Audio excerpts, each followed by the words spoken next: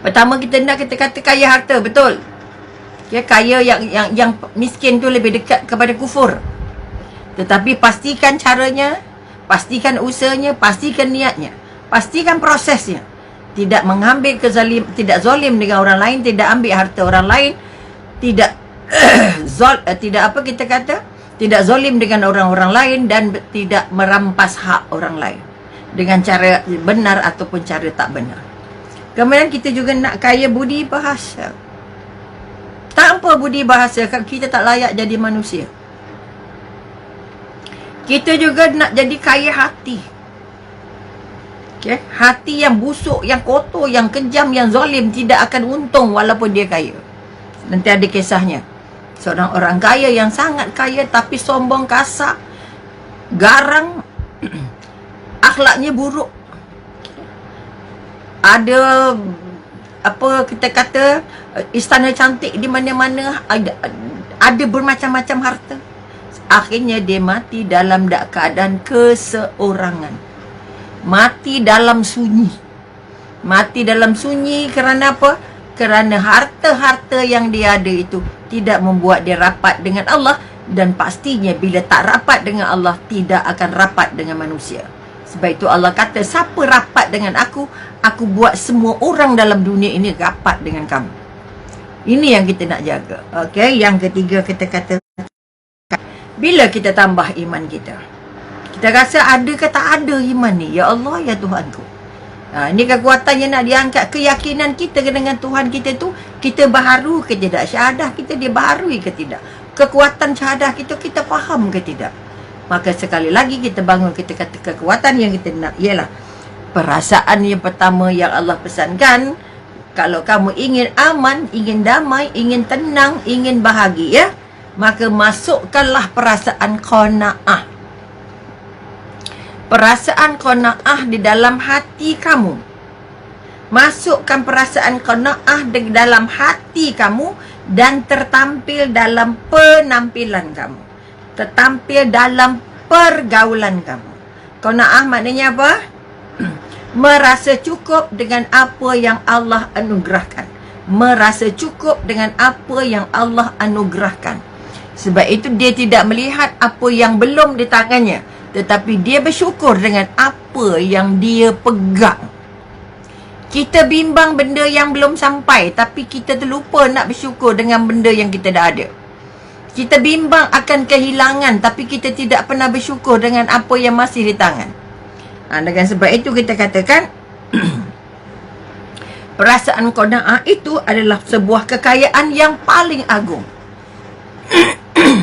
Rasa cukup ini adalah satu perasaan yang paling memotivasi manusia untuk merasa syukur setinggi-tingginya kehadirat la ilahi dan merasa sangat tenang dan bahagia dalam kehidupan. Okay, sebagai contoh yang diberikan Dr. Aidit, dia pernah menaiki sebuah teksi. Okay, pemandu teksi itu berada dalam keadaan sangat ceria. Okay, banyak syukurnya, banyak zikirnya, dan dia membahagiakan, sangat santun, sangat lembut. Sehingga kan ditanya oleh penumpangnya, apa rahsianya walaupun anda hanya bekerja sebagai pemandu teksi, tetapi berada dalam keadaan yang sangat tenang, sangat lapang, sangat ceria, dan sangat bahagia, dan sangat-sangat bersyukur. Ya Allah, lampu merah syukur alhamdulillah, orang melintas syukur alhamdulillah, orang ke tepi syukur alhamdulillah, dapat potong syukur alhamdulillah, lampu hijau alhamdulillah. Okay, maka penumpang bertanya kepada pemandu teksi, okay, bagaimana kehidupan anda? Apa yang menyebabkan anda sangat ceria, sangat bahagia, sangat tenang? Okay, apa yang dia jawab? Saya pemandu teksi. Pastinya pendapatannya sekejap naik, sekejap turun, sekejap ada, sekejap tak ada. Tapi saya bersyukur, saya terima semua itu dengan rasa syukur ke hadrat ilahi, kerana itu hadiah dari Allah. Saya ada 2 isteri, katanya. Okay, 2 isteri. Dan saya ada 10 anak. Okay, ada 2 isteri dan 10 anak. Tinggal di 2 bilik atau di rumah yang sudah, kita katakan yang sudah usang begitu. Okey, tetapi dia menjalani kehidupan, dia terima semua yang Allah bagi itu, okey, dengan keadaan rasa sangat bahagia, sangat syukur, sehingga sangat lapang kehidupannya, sangat lapang hatinya, sangat tenang dia menjalankan ibadahnya. Maka ini menandakan bahawa kalau kata pada penumpang tadi kata, maka ini terbuktilah. Sebab dia ada harta, kaya, tapi tak pernah jumpa namanya senang hati. Tak pernah jumpa namanya lapang. Tak pernah jumpa namanya tenang. Saya ada banyak duit, ada banyak harta, menguruskan perniagaan. Okey? Tapi saya tidak jumpa muka ceria macam anda. Maka barulah dia tahu, barulah dia sedar melihat situasi itu, dia mengatakan apa? Bahawa memiliki kekayaan saja, okey, belum tentu jumpa namanya bahagia. Bermakna harta belum mampu, belum boleh menjamin bahawa kamu jumpa namanya ketenangan. Okey, tenang ni susah nak dapat. Okey, yang mukanya tenang, bercakapnya tenang, hidupnya tenang, ceria, bahagia dan sebagainya. Ini kekuatan. Itu satu contoh. Okey, maka sekali lagi mari kita melihat ke dalam diri kita. Maka kita katakan dalam sebuah hadis disebutkan Rasulullah, terimalah dengan penuh kerelaan apa yang Allah berikan kepadamu. Terima dengan penuh kerelaan apa yang Allah berikan kepadamu. Okey? Nescaya engkau akan menjadi orang paling kaya. Okay, kita banyak bersyukur bila dapat ke, atau bersyukur untuk bahagia, atau dapat baru nak bahagia. Saya kalau kaya baru bersyukur, atau saya akan bersyukur kalau saya kaya. Yang mana agak-agak? Okay, jadi bersyukur dulu supaya kamu jadi kaya. Berbahagia dulu supaya kamu dapat merasa nikmatnya yang Allah bagi dalam bentuk ketenangan. Ini kekuatan pertama yang kita nak angkat. Kemudian kita kata, apa tanda orang yang orang kita katakan paling kaya? Orang yang kita kata dapat kekayaan yang agung. Macam mana prosesnya? Okey, pertama kita katakan, terima apa yang anda ada sekarang ni. Kena berhenti kerja, berusahalah, tanam apa ke, berikan apa ke, buatlah apa kerja pun. Buat Grab ke, buat kuih ke, apa ke, tepi jalan ke, tengah jalan ke, hantar ke rumah ke. Okey. Saya ada jumpa orang jual kuih-kuih tu, bawa jalan je, naik troli je. Dia tolak troli tu, bawa lah apa saja. Jadi yang boleh buat kuih, yang boleh jual makanan, boleh buat apa-apa je lah. Sebab itu berdoa dengan Allah, ya Allah buka ruang untuk aku jadi boleh berusaha. Sebab manusia ni dia anugerahkan otak yang sangat mahal harganya.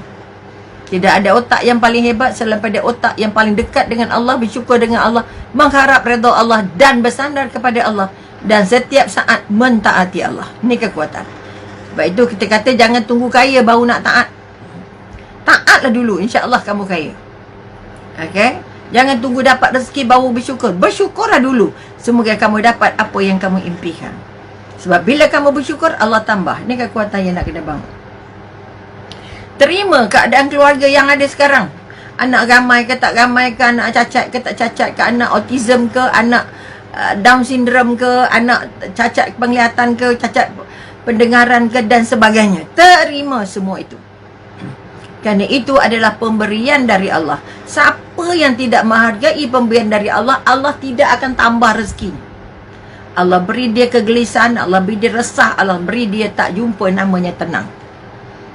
Okey, itu sekali lagi. Maka tolong bangun kekuatan apa yang kita jumpa sekarang. Yang Allah jumpakan kita sekarang ini adalah hadiah dari Allah. Maka pertama syukur, kedua berusaha, ketiga berikhtiar, keempat bertawakal, kelima berdoa. Ni kekuatan berdoa dulu baru bertawakal. Mana-mana pun tak apa, dua-dua boleh, tapi jangan tak buat. Okey, maka sekali lagi terima semua pendapatan. Apa pendapatan yang anda ada? Banyak, sikit, kurang, lebih, tapi ada tak pendapatan? Besar, kecil, jangan banding dengan orang. Apa yang Allah bagi itu terbaik untuk kita. Belajar qanaah, merasa cukup dan terima apa yang Allah bagi pada kita itu sebagai yang terbaik. Okay, tapi kita terbalik, kita fikirkan yang tak ada. Ya Allah, tak cukup dah ni, macam mana gayanya, belum ada kerja. Bukan belum ada kerja. Ya Allah, itu aku bukakan pintu-pintu kerja, pintu-pintu rezeki, ya Allah. Aku nak berusaha, ya Allah. Walaupun tanam pokok lada, tanam pokok cili, setelah 2 bulan pasti berbuah contohnya. Ni kekuatan-kekuatan yang nak dibangun. Ketiga kita kata, tadi kita kata terima semua apa keluarga kita, yang elok, yang tak elok, yang meragam, tak meragam, terima. Kedua, tolong terima pendapatan kita. Banyak mana, pandai-pandailah bajet. Okay? Habis-habis sulit makan migi, habis sikit makan ubi rebus, habis sikit makan pisang rebus. Ini yang mak saya pesan. Pisang ada, rebus. Makan cecah kelapa. InsyaAllah kenyang, boleh tidur. Tanam ubi, insyaAllah 2 bulan dia berisi. Contoh. Ketiga, kita kata, kalau ada kereta, terima apa saja kenderaan, buruk ke, baik ke, meragam ke, tak meragam, doa je dengan Allah. Okay? Jangan kita kata banding kereta kita dan kereta orang. Kenderaan orang dan kenderaan kita je. Bersyukur dengan kenderaan yang kita ada dan jangan tengok apa yang orang ada. Kalau kita tengok apa yang orang ada, pasti kita tak pernah rasa puas. Kita rasa orang tu bagus, kereta orang tu lebih mahal, kereta orang tu lebih besar, kereta orang tu lebih cantik dan sebagainya. Yang keempat, kita kata tolong terima semua anak-anak, tolong terima semua keluarga, tolong terima semua pekerjaan yang kita jumpa. Allah jumpakan kita dengan apa sekarang ini? Yang disebabkan PKP dan sebagainya, berbagai ramai yang kena berhenti kerja, yang hilang pekerjaan, yang bekerja rumah, yang buat Grab, yang buat taksi, yang buat bas, tak ada orang nak berjalan, nak naik macam mana? Yang berniaga, walaupun boleh buka tempat perniagaan, tapi nak orang tak boleh datang, macam mana? Maka sekali lagi, mari kita lihat diri kita. Terima apa saja yang ada dengan penuh kerelaan dan bersyukur banyak-banyak, minta doa dengan Allah, minta ampun dengan Allah, banyak-banyak bertaubat, banyak-banyak berzikir. Nescaya anda akan mendapat bahagia dan ketenangan.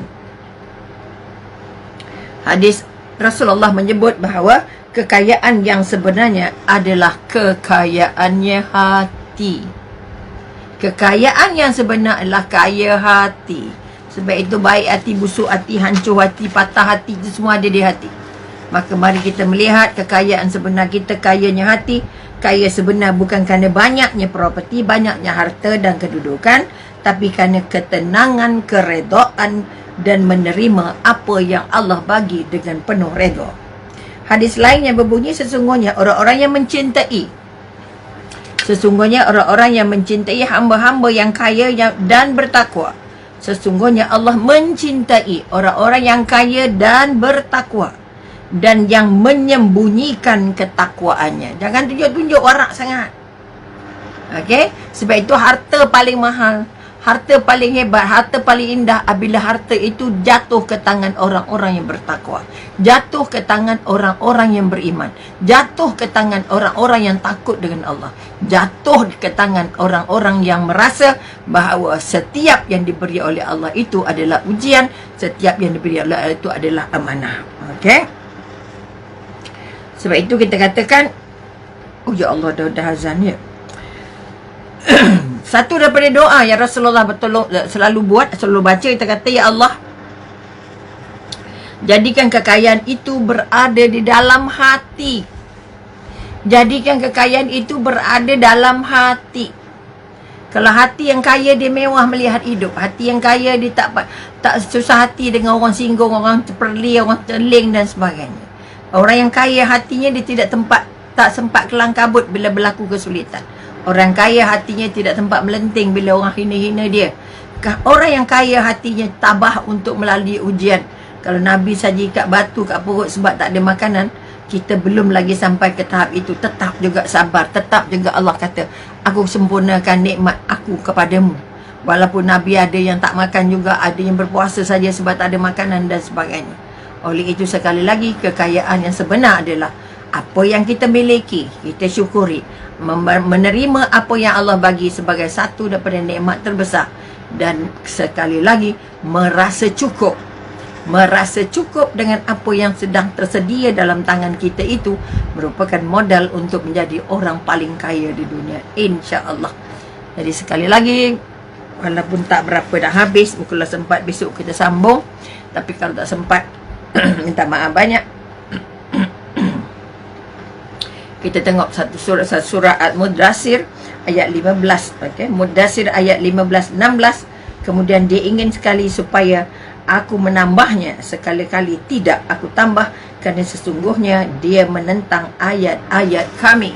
Ini kepada orang yang nak minta kekayaan, mengejar kekayaan, tapi hubungan dengan Allahnya hancur. Hubungan dengan Allahnya meragam. Maka Allah tidak akan tambah pada mereka yang tidak bersyukur. Maka sekali lagi banyak-banyak angkat kekuatan untuk bersyukur. Sebab itu kita kata